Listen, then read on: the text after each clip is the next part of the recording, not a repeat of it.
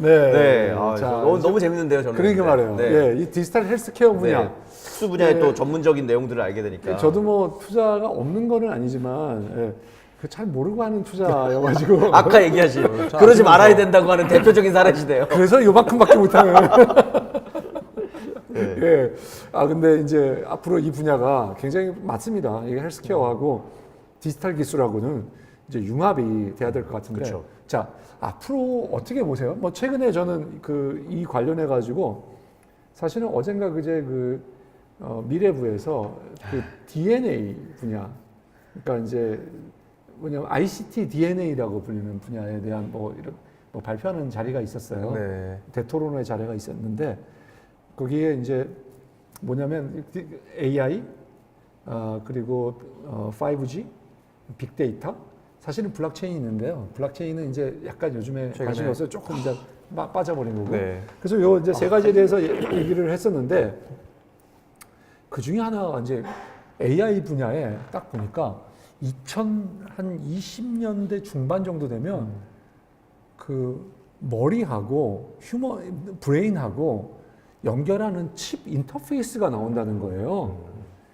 이야, 이거 나오면 사실 어떻게 되는 거야? 막 그런 생각을 했어요. 이렇게 또 비전문자적인 시각으로 그냥 대충 막 얘기하시거든요. 이런 부분들에 좀. 우리 여기에도 나왔었잖아요. 최근에 이놈들 연구소도 네, 사실 그렇죠. 비슷했죠. 네. 거기는 이제 그분이 그때 하신 얘기가 뭐냐면 이놈들 연구소의 우리 대표님이 여기를 이렇게 뇌에 이렇게 연결해가지고 뇌파로 음악 정도는 소리를 들으면은 인식할 수 있게 해줄 수 있다. 네. 5개 정도의 이런 것들이 할 수 있다. 그런 비슷한 얘기를 들었던 것 같은데 이게 가물가물해서. 자, 앞으로 이 디지털 헬스케어 미래는 어떻게 가는 건가요? 저희가 흔히 디지털 헬스케어 혹은 디지털 의료의 분야의 미래는 뭐냐고 하면 쉽게 말해서 디지털 자를 떼는 거라고 얘기하거든요. 이게 그냥 헬스케어가 되고 그냥 의료가 된다. 이렇게 답이 쉽네. 는 걸 이제 그래. 어떤 말씀? 그러니까 네. 그냥 워낙 파운데이션 그러니까 디지털은 이제 그러니까 헬스케어에는 디지털 헬스케어나 헬스케어나 똑같은 말이 되는 거다 이 얘기네요. 사실 이제 그러니까 그 의료의 어떤 주류로 녹아 들어간다, 아주 일상적이 된다고 표현할 수 있을 것 같은데 사실 의료라고 하는 분야가 굉장히 보수적으로 보일 수도 있겠지만 기술을 끊임없이 받아들이면서 발전해온 분야이거든요. 예를 들면 이제 지금 병원에 가면 종이 차트 안 쓰잖아요. 한국에서는 다 컴퓨터로 하는데 그런 EMR이든 이게 엑스레이도 예전에는 필름 꽂아가지고 했는데 지금은 다 컴퓨터로 보시잖아요. 그런 것도 이제 다 녹아 들어가 있는 것들이고 아니면 이제 요즘에 23andMe 이런 기업들 아마 들어보실지 모르겠지만 미국에 있는 이제 유니콘인데 유전자 분석하는 이제 유니콘인데 그런 유전 정보 분석하는 그런 것들도 글쎄요. 한 30년 전, 20년 전에 거의 할 수 없던 일들인데 아주 저렴해져가지고 지금 이제 암 진단 같은 거 받으면 이제 한국에서 보험도 되거든요. 그런 것들이라든지 계속 이제 이런 기술을 계속 받아들여 가면서 의료가 발전해 가는데 그런 것처럼 이제 이런 지금은 되게 AI로 뭘 한다, 앱으로 뭘 한다, 이런 웨어러블로 뭘 한다 하면 되게 새로워 보이는데 그게 아주 자연스럽게 녹아 들어가면서 이 기존 의료의 편입 혹은 의료를 혁신해가는 방향이 이제 저희 분야의 미래라고 봅니다. 네. 예. 예. 그래서 생겨날 수 있는 네. 현상이라든가 아니면 새로운 우리의 삶이 바뀌는 거나 뭐가 있을까요? 그런 것들을 조금만 짚어주시면 어떨까요? 이제 저희가 미래 의료 같은 거 얘기할 때 흔히 4P 의료 이렇게 얘기하거든요. P로 시작하는 거 4가지를 꼽는데 그게 이제 예방 의료, 예측 의료, 맞춤 의료, 그다음에 참여 의료 이렇게 얘기를 하거든요. 오늘 얘기하면서 느끼는 건데 우리 대표님께서 잘 얘기할 외워야 때는 항상 되는데. 3가지, 네. 4가지, 2가지 네. 딱 이렇게 정리를 해가지고 송 대표님이 딱딱딱 2개 이상 잘 못 외우시는데 이게 돼야 전정한 분실을 거듭나는 것 같습니다. 네. 노력하고 있습니다. 네, 3개까지 해보려고. 뽀삐가 있는. 그래서 이제 흔히 얘기하듯이 이제 환자 다 다른 사람이잖아요. 저희가 다 유전적으로 다르고 환경적인 요인도 다르고 생활 습관도 다 다른데 그 환자에 맞는 예를 들면 맞춤형 치료를 어떻게든 제공을 하고 그다음에 이제 더 아프기 전에 미리 혹은 예측해서 제공을 하고 그리고 지금 이제 많은 분야는 이미 그 사용자 중심의 혹은 대중 크라우드가 뭘 하고 이런 것들이 가게 되는데 의료도 지금 그런 쪽으로 가고 있거든요. 흔히 블록체인은 지금 원동력이긴 한데 그래서 어떤 그 환자들이 참여하는 의료, 환자들의 어떤 권한이든 역할이 커진다. 그런 쪽으로 가는 게 지금 방향이라고 보고 있습니다. 자, 한 가지 자 그러면 제 나이가 이제 의료를 혜택을 보셔야 될 혜택을 나이라서 볼 수 있을까요?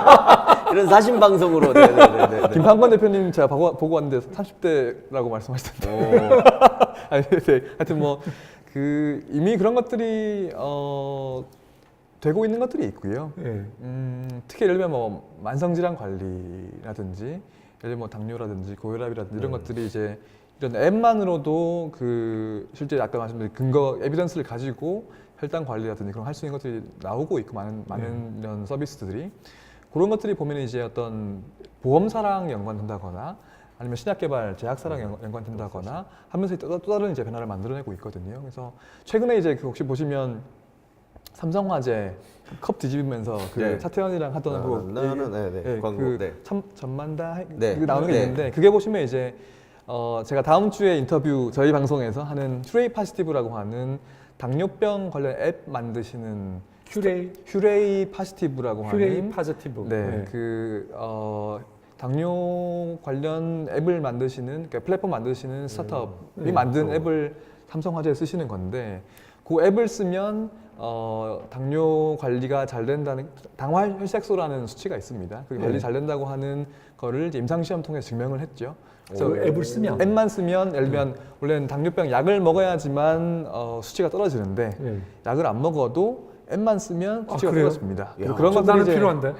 전 당뇨가 약간 네. 경계 수치가 네네네. 와 있어요. 네, 그러면 이제 그게 그거 앱을 활용해 가지고 이제 당뇨병 전문 보험을 만드는 거죠. 그럼 이제 보험에 들면 그 앱을 쓸 수 있게 하고 그럼 이제 그 보험사는 앱을 통해서 정보를 모을 수 있으니까. 보험 가입자들 건강 관리 해주고 네. 그 리스크를 낮추고 코스트 줄이고 그다음에 이제 가입자들은 건강 관리 받으니까 좋고 네. 또 당뇨병 환자들 원래 가입 못했거든요 보험에. 그러면 이제 그런 윈윈할 수 있는 모델로 만들어지고 있고요. 아니면 이제 그 환자를 통해서 하든 혹은 이제 그 비노 누님 같은 의사를 통해 가지고 하여튼. 더 정확한 진료. 요즘에 또 한국에는 그 의료 사고 이런 게 되게 큰 이슈잖아요. 그렇죠. 그래서 더 정확한 진료라든지 혹은 더 저렴한 진료, 더 효율적이 빠른 진료 같은 것들이 이제 기술을 통해서 구현될 수 있다고 저는 믿고 있습니다. 네. 예, 저도 거의 뭐 이제 마지막 질문으로 드려야 될 것 같은데 최근에 그 4차 산업혁명위원회 네. 그 정병규 위원장님이 2기도 다시 맡으셔서 하시게 됐고 그거에 관련된 또 인터뷰 나온 걸 제가 들어보니 그 1기 때도 헬스케어 관련해서는 이미 뭐 몇 가지 뭐 진행된 게 있는데 사실 갑자기 표정이 안 네, 좋으시네. 가시적이지 못했다라는 게 있었고 이번에도 사실 기자분이 또 질문한 걸 보니 4차 산업혁명위원회에서 그 헬스케어나 바이오 분야가 되게 중요할 것 같은데 2기에서는 어떤 활동을 하나요? 했더니 그 위원장님 답변이 사실 바이오 영역 같은 경우까지는 뭐 직접 논의하거나 뭔가를 내놓기는 쉽지 않을 것 같다. 헬스케어 관련해서는 그래도 뭐 1기 때 했던 뭐 이렇게 네. 약간 흐리면서 얘기를 하신 게 기사화된 걸 제가 봤거든요. 네. 그래서 아까 대표님이 전체 생태계에 대한 말씀을 많이 하셨어서 아까 한국만의 특수성도 있고요. 게다가 이 뭐 우리나라 이렇게 어떻게 보면 관이 주도돼서 4차 산업혁명위원회라는 것까지 있는 이게 뭐 맞는지 모르겠지만 그래서 맞다 틀리다의 문제가 아니라 그래도 어쨌거나 한국에서 뭐 디지털 헬스케어 혹은 이 시장이 발전되기 위해서 아까 얘기한 어떻게 보면 민간 차원에서 되게 의미 있는 노력을 하고 계신 네. 거고 뭐 정말 뭐 관이라든지 뭐 우리 뭐 한국 보면 늘 보건복지부와의 문제 뭐 의료 수가의 아까 문제 뭐 그 건강부 너무 많은 일들이 있는 것 같거든요. 그 뭐 내부 전문가로서 그냥 말씀드린 이걸 아무도 안 보거든요. 그래서 가감 없이 좀 말씀해 주신다면 어떻게 해야 되는 걸까요? 어떻게 너무 큰 질문을 주셔가지고 사실 4차 회의도 보면 사실 지금 계시면 다 제가 아는 분들이고 그렇죠, 네네. 원래 1기 특위도 제가 들어갈 뻔 했었는데 네네네. 하여튼 뭐 제가 까였지만 아무튼 네. 뭐 그때 이제 말씀하신 때 관이 혁신을 주도하는 시대는 끝났다고 봅니다. 그렇죠, 쉽지 않죠. 네. 그래서 예를 들면 저는 혁신이라고 하는 게 어디서 뭐가 나올지 모르기 때문에 그게 혁신인 건데 그게 미래를 예측해서 정부가 방향성을 제시할 수 있을까? 저는 굉장히 회의적이고요. 특히 의료 분야 같은 경우에는 저는 그래서 투자하시는 분들도 탑다운으로 보시는 분도 계시고 바텀업으로 보시는 분도 계시잖아요. 저는 완전히 바텀업으로만 보거든요. 이 분야는 그럴 수밖에 없는 분야라고 저는 보고 있고 그리고 이제 항상 오늘 뭐 다 말씀드리기 힘들지만 뭐 규제라든지 혹은 그 아까 보험 수가 관련해 가지고 지금 이제 식약처도 있고 그 뭐 심평원이라는 곳이 있고 뭐 네카라는 매로 세 가지 기관이 있는데 지난 7월달 문재인 대통령이 했던 말씀 그대로 이제 빌자면 삼중 규제 뭐 이렇게 얘기를 하거든요. 각각이 규제를 하기 때문에 그래서 그런 규제 같은 것들을 어떻게 저는 완화라는 표현은 안 쓰고요. 또 합리화하고 더 개선할 것인가 굉장히 중요한 문제인데 제가 이번에 어떤 정부 기관 자문 가가지고 말씀드렸던 것도 있지만은 일단 한국에 있는 정부 기관들 사이에서 거버넌스가 없고요. 그 다음에 어떤 방향성이나 인사이트가 별로 없는 것 같아요. 그리고 특히 이제 그 정부 기관에서 규제를 개선하고 이 산업을 육성을 해야 한다는 걸 정말 공감을 하고 있느냐? 혹은 이제 그렇게 함으로써 그 당사자, 그러니까 공무원분들이 얻을 수 있는 인센티브는 과연 뭐가 있을까? 그게 또 구조적인 문제가 있다는 걸 말씀을 드리고 싶고요. 근데 미국은 굉장히 지금 다르거든요. 뭐 그게 규제기관이든 정부이든 굉장히 어떤 그 큰 그림 하에서 거버넌스를 가지고 되게 착착착착 이렇게 그 굉장히 어떤 무섭게 이미 잘 하고 있지만 굉장히 무섭게 가고 있거든요. 그래서 굉장히 부럽기도 하고 이미 잘 하고 있는데 더 저렇게 빠르고 과감하게 혁신을 하고 있으면 우리는 뭘 해야 되지? 약간 이런. 그게 시장도 큰데 예를 들면 그 헬스케어나 이런 쪽으로 뭐 자금 유입이나 그러니까 민간으로부터의 투자 이런 게 네. 되게 활성화돼 있다 그렇게 이해하면 되는 걸까요? 민간도 그러하고요. 예를 들면 FTA가 네. 지금 실리콘밸리가 요즘 FTA 때문에 되게 놀랍니다. 실제로 너무 규제 혁신을 네. 과감하게 해가지고 예를 들면 그 EIR이라고 아시죠? 예. 그 FTA가 EIR을 하거든요. 그래서 그 정부 기관이 Entrepreneur in Residence 운영하는 걸 저는 듣도 못했는데 FTA가 이미 작년부터 우리는 전문성이 부족하니까 네. 외부 전문가를 EIR로 뽑아 이렇게 하고 있어요. 사실 그게 우리나라 중기부도 그렇게 하려고 그게- 모신 거죠. 그러니까 예를 들면 네. 그 의학이나 이런 전체 큰 분야에서 그게 아까 말씀하신 굉장히 그 전문성이라든지 보수적인 걸 견지할 수 해야 됨에도 불구하고 그렇게까지 하고 있기 때문에 이제 부러운 그래서 일이다. 그런 미래의 어떤 방향 흔히 저희가 얘기하기로 그 아까 이해관계자들 네. 혹은 사회적 합의가 중요하다 이렇게 얘기하는데 전 사회적 합의는 자연스럽게 이루어지지 않는다고 보거든요. 예를 들면 지금 타다 같은 것도 마찬가지지만 저희 분야는 원격 의료 같은 거 혹은 뭐 영리병원 최근에 또 제주도 병원 때문에 네. 기사 많았었는데 그런 것도 보면 그냥 자연스럽게 냅두면 알아서 합의되지 않거든요. 그래서 어떤 누군가는 주도를 해야 하는데 그게 정부 말고는 할 엔티티가 없으니까 결국 정부가 어떤 인사이트와 방향성과 거버넌스를 가지고 해야 이게 되는데. 가야 되는데 지금은 그러지 못하고 차이가 있죠. 있다 네. 보니까, 네. 그게 굉장히 아쉬운 부분입니다. 타차위 같은 곳이 그런 것을 좀 하면 좀 주도하시면 좋긴 하겠는데 별로 권한이 없다는 걸 저도 잘 알고 있기 권한도 때문에 없고 또 영역은 또 네. 너무 많고요. 네. 네, 뭐 헬스케어나 의학 분야만 또 있는 게 아니기 때문에.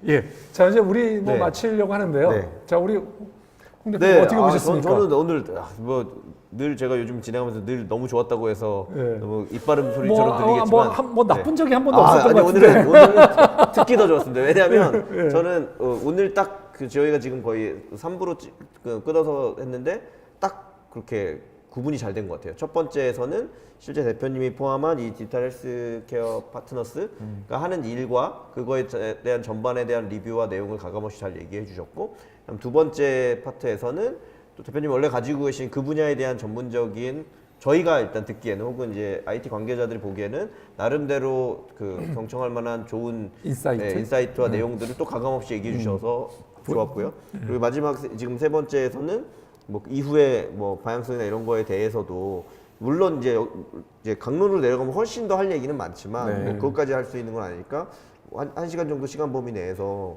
말씀해 주셔서 저는 되게 재밌는 홍 너무 많이 대표님이 배운- 진행을 잘해서 그런 게 아니었어요. 그건 물론이죠. 그게 바닥에 깔려 있는 거죠. 저의 이 핵심적인 질문과 늘 저를 가끔 보고 이렇게 깜짝 놀라시고. 아니, 제가 모르는데 어떤 분이 딱 하고 나면 그 질문이 너무 좋았다고. 그리고 제가 아시겠지만 제가 요즘은 진행을 많이 하지만 예전에는 늘 질문만 했거든요. 네. 그래서 그 질문의 그 목소리를 꼭 한번 보고 싶었다고 하시는 분들이 꽤 많습니다. 죄송합니다. 오늘 제가 이상하네. 네. 이상하네. 네. 그렇고 그래서 근데 이제 결론적으로는 저는 아까 말씀하신 이 헬스케어 그 말이 너무 대표님이 주시니까 더 되게 감명적으로 다가왔는데 디지털 헬스케어가 그냥 헬스케어가 되는 게 네. 중요한 부분이다라고 하셨는데 그 소위 말하는 변곡점, 터닝 포인트의 시간이 정말 가까운 것 같다는 생각은 들어요. 그러니까 뭐 예를 들면 저는 요즘 블록체인 사업을 하니까 그런 부분도 생각보다 되게 빨리 변한다고 하는데 헬스케어도 헬스케어 뭐 의학에 대한 정보와 이런 걸 바탕으로 엄청 많았잖아요. 근데 사실 저도 지난 뭐 10수년, 20년을 보면서 제가 이제 크고 나서 보면 결국 그런 거 중에 그냥 나오는 거는 드라마에서 의학 드라마 한 편 보는 게 더 감동적으로 온다거나 아니면 죄송스러운 말씀이지만 저는 동의보감, 허준 이런 거 보면 뭐 아시겠지만 그 드라마를 한 번 하면 우리나라 보약 판매량이 뭐 이렇게 3배로 올라가서 한의원이 또 1년간 잘 살게 되고 뭐 이런다고까지 하더라고요. 그러니까 한의대 입시 경쟁률이 바뀌고. 네, 바뀌고. 그래서 이게 말씀하신 것처럼 생각보다 우리가 뭔가 되게 전문적이고 효율적으로 돌아가는 것 같지만 여전히 이 그냥 감성적 마인드에서 움직이는 것들이 되게 많았는데 인간이잖아요. 네, 인간이니까. 그리고 그게 아까 말씀하신 특히 의학이나 건강에 대한 부분은 뭐 플라시보 효과라는 것도 있고 그런 것처럼 이 꼭 정말 효능 이외의 여러 가지 것들이 작용되는 건 사실인 것 같거든요. 그래서 그런 것들이 어떻게 보면 너무 많이 그동안 그냥 섞여서 불렸는데 아까 딱 대표님 말씀하신 것처럼 그 증거할 수 있는 것들 혹은 증명할 수 있는 것들이 드디어 진짜 나타나기 시작했고 그게 이제 IT 영역에서 데이터라든지 아니면 하드웨어라든지 이런 걸로 생겨나고 있고 그리고 그게 이제 움직일 수 있는 인프라나 이런 것들이 갖추어지고 AI라든지 이런 것까지 되면서 저는 머지않은 시기에 뭐 얼마라고 얘기해야 될지 모르겠지만 뭐 그냥 과격하게 얘기하자면 10년 이내 정도에는 지금과는 확실히 다른 방식의 의료나 건강이나 헬스에 대한 개념을 우리가 바라보게 되지 않을까라는 생각이 어렴풋이 있었는데 오늘 저는 대표님 모시고 말씀드리면서 그런 것들에 대한 더 확신이 들어서 그런 기업을 찾아서 투자를 해야 되나 이런 생각도 살짝 들었습니다. 네. 송 대표님 어떠셨나요? 예, 오늘 하여튼 저는 굉장히 유익한 시간이었고요. 예, 그리고 오늘 저는 그 우리 대표님의 말씀도 그렇지만 대표님의 이력, 대표님이 하신 일도 굉장히 매력적으로 아주 느껴졌습니다. 진정성이 있으신 또 길을 걸어오셨고 그 다음에 좀 조금 언짢았던 거는 표정까지 좋아. 순부심이 아니 있으셔서 그거는 저는 자꾸 잘 안 보이는데 이렇게 그것만 보시는군요. 이 남자. 아니 이게 아까도 딱 네. 홍 대표님은 이 남자를 봐도 그렇고 이게 네. 알겠습니다. 그렇지만 하여튼 표정과 이 말씀하시는 게 굉장히 뭐 뭔가 그 좋은 기운이 많이 느껴져서 오늘 아주 그 기분 좋은 그런 그 방송이었던 것 같습니다. 정말 오늘 헬스케어 관련된 스타트업을 준비하시거나 이미 하시고 계시거나 한 회사들이 있으면 저는 꼭 한번 이 디지털 헬스케어 파트너스 DHP를 만나보시거나 아까 그 월 단위 모임 오피스 아워에 한번 꼭 가시거나 해서 좋은 네트워킹을 하시면 너무 좋겠다라는 생각이 자 대표님, 오늘 자 오늘 이 방송을 보시는 별로 없겠지만 이 DHP에 관심이 있거나 DHP에 해당이 되는 그 창업자들에게 또는 앞으로 창업할 사람들에게 해주고 싶으신 말씀 해주시면 좋을 것 같습니다. 저희는 이제 이런 디지털 헬스케어 분야가 의료의 미래이고 우리 전체 뭐 인류 혹은 국민의 중요한 이 삶의 질을 높이는데 굉장히 중요한 역할을 한다고 굳게 믿고 있고요. 그런 혁신들이 이제 스타트업 아니면 할 곳이 없다고 저희는 봅니다. 그래서 그런 스타트업을 통해 가지고 그런 의료의 미래이든 의료 혁신을 만들어 가는 게 저희의 목표이고요. 그런 거 하려고 하면 특히 이제 많은 이 도전적인 일을 하시는 스타트업들의 많은 지원이 또 필요합니다. 그래서 저희가 굉장히 진정성 있고 열과 성을 다해서 많이 도와드리니까요. 저희가 항상 이제 아직 저희가 유명하지 않아 가지고 좋은 딜을 또 많이 놓쳐서 아까워하기도 하고 너무 늦게 발견해가지고 많이 아까워하기도 하는데 저희도 많이 좀 알아주시고 저희가 하나 활동들을 좀 보시고 많이 좀 지원해주시면 제가 또 많이 좀 도와드릴 수 있도록 하겠습니다. 알겠습니다. 예, 오늘 최 대표님 출연해 주셔서 감사드립니다. 아유, 감사합니다. 감사합니다. 수고하셨습니다. 고맙습니다.